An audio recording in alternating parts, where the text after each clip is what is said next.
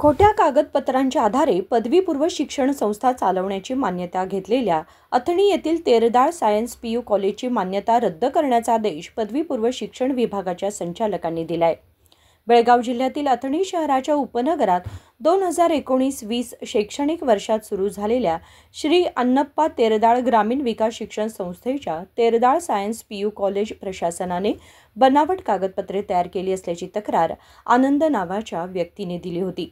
या तक्रारीच्या आधारे कॉलेजची कागदपत्रे तपासली असता ती बनावट असल्याचं निष्पन्न झालं। सध्या कॉलेजची मान्यता रद्द करण्यात आल्याने 780 विद्यार्थ्यांचं भविष्य अंधारात गेले। चालू शैक्षणिक वर्षापासून कॉलेजमध्ये नवीन विद्यार्थ्यांची कोणतीही प्रवेश प्रक्रिया होणार नाही। सध्या प्रवेश घेतलेल्या विद्यार्थ्यांना जवळच्या सरकारी कॉलेजमध्ये शिक्षण सुरू ठेवण्यासाठी आदेश देण्यात आलेत। गेल्या 5 वर्षांपासून हे बनावट कॉलेज सुरू असूनही शिक्षण विभागाचं दुर्लक्ष झालं असल्यानं सर्वसामान्य लोकांमध्ये उपहासाचा विषय बनलाय। अशा प्रकारच्या बनावट संस्था आणि जबाबदार अधिकाऱ्यांवर कठोर कारवाई करण्यात यावी अशी मागणी स्थानिक नागरिकांनी केली आहे। ಆಮೇಲೆ ಮಾನ್ಯತೆ ರದ್ದು ಮಾಡ್ಯಾರ ಒಂದು ಎರಡನೇದು ನಿನ್ನೆ ಫೋನ್ ಮೂಲಕ ಕೂಡ ಹೇಳ್ಯಾರು ವಿದ್ಯಾರ್ಥಿಗಳ ದಾಖಲಾತಿಯನ್ನು ಮಾಡಿಕೊಡಬಾರ್ದು ಹೇಳ್ಯಾರು। ಅದನ್ನು ಕೂಡ ನಾವು ತಪ್ಪದೆ ನಾವು ಪ್ರಿನ್ಸಿಪಾಲ್ಗೆ ಮತ್ತು ಸಂಬಂಧಪಟ್ಟಿರ್ತಕ್ಕಂಥ ಮ್ಯಾನೇಜ್ಮೆಂಟ್ಗೆ ನಾವು ನಿರೀಕ್ಷಣೆ ನೀಡಿ ನಾವು ಹೇಳ್ತಂತ ಸರ್ ಈಗ ಏನು ಪ್ರಕರಣ ಏನು ಸರ್, ಯಾಕೆ ರದ್ದತಿ ಯಾಕಾಯ್ತು ಸರ್? ಈಗ ಅದು ಮ್ಯಾನೇಜ್ಮೆಂಟು ಮತ್ತು ಪ್ರಾಚಾರ್ಯರಿಗೆ ವಿವರವಾಗಿರ್ತಕ್ಕಂಥ ವಿಷಯ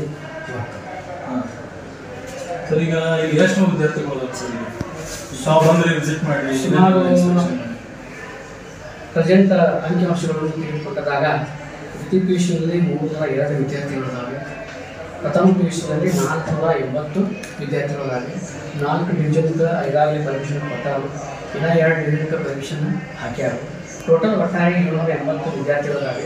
ಅದರಲ್ಲಿ ಸರ್ಕಾರಿ ಪದವಿಪೂರ್ವ ಕಾಲೇಜಿನಲ್ಲಿ ಮಾನ್ಯ ಶಿಕ್ಷಕರ ಆದೇಶದಂತೆ ನಾವು ಈಗ 702 ವಿದ್ಯಾರ್ಥಿಗಳು ಈಗಾಗಲೇ ಶಿಕ್ಷಣ ಪಡೆಯುತ್ತಿದ್ದಾರೆ, ಹೊಸವಾಗಿ ಅಡ್ಮಿಷನ್ ಬಂದ್ ಮಾಡ್ತೇವೆ ಅಂತಂದು ಇದ್ದಿದ್ದು 700 ವಿದ್ಯಾರ್ಥಿಗಳ ಗತಿ ಏನು ಸರ್?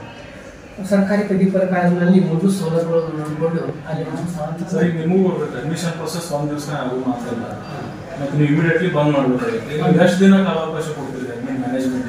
ಇವತ್ತು ನಾವು ಅಡ್ಮಿಷನ್ ಕೊಡ್ತೀವಿ, ಬಟ್ ಇವತ್ತು ನೀವು ಹೆಂಗೆ ಅಡ್ಮಿಷನ್ ತೊಗೊಳಕ್ ಸಾಧ್ಯ? ಯಾವ ಕಾಲೇಜ್ನ ಹೆಂಗೆ ಹಾಕೋರು? ಎಷ್ಟು ಜನಕ್ಕೆ ಎಲ್ಲರೂ ಹಾಕ್ಬೋದು ಸರ್? ನೀವು ರೆಡಿ ಐತಿ ಎಲ್ಲರೂ ಹೋಗಿ ಬೇರೆ ಕಡೆ ನಾವು ಎಲ್ಲ ಮೂರು ಸೌಲಭ್ಯ ಕೇಳ್ಕೊಂಡು?